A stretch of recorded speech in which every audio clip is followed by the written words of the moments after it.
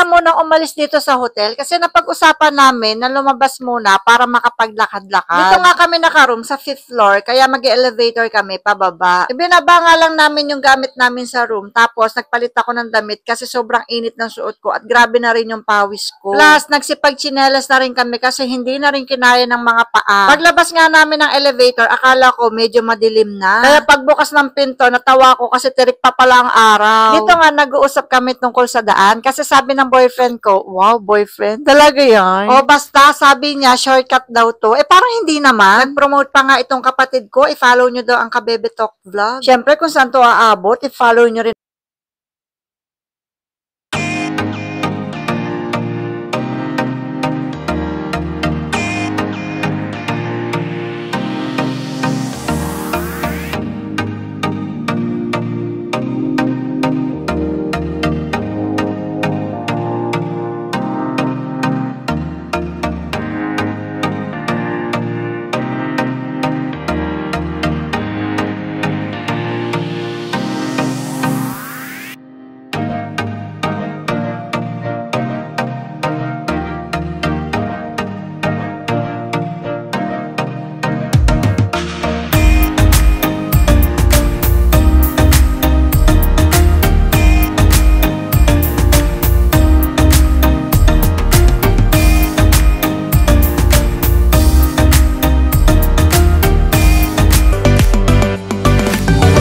Kami ngayon sa Shimon Walker. Nasa bandang unahan lang ito ng Rainbow Pedestrian. Isa rin kasi ito sa dinadayo at pinupuntahan ng mga tao dito sa Ximending. At dito naman yung palaging post na nakikita natin sa Facebook. Hindi ko matandaan kung ito ba yung sinasabi nilang Shibuya ng Taiwan. Dito niya matatagpuan pag pinasok niyo yung Shimon Walker. Kaya syempre, nagpicture na kami. Iniikot ko nga itong camera at ito ang itsura niya. Bali ito ang unang crossing na madadaanan nyo sa district na to. Parang ito na ata ang center dito. Actually, mahaba pa to kung maglalakad kayo. Pero ito na yung may pinakamaliwanag na crossing at parang may pinakamaraming tao na rin. At dito naman kami nagmula kasi parang ayan yung entrance. At syempre, dahil sikat na sikat to sa Facebook, itry natin tong Xingfu Tang. Dito nga yan nakalocate sa bandang gitna at makikita nyo yan agad-agad. In fairness, ang haba ng pila dito pero mabilis naman ang pag-usad. Ito naman ang prices ng drinks nila. In-order namin yung sikat sa kanila na brown sugar boba milk tea. At meron din silang pag ganito, fortune teller daw. Kukuha ka ng isang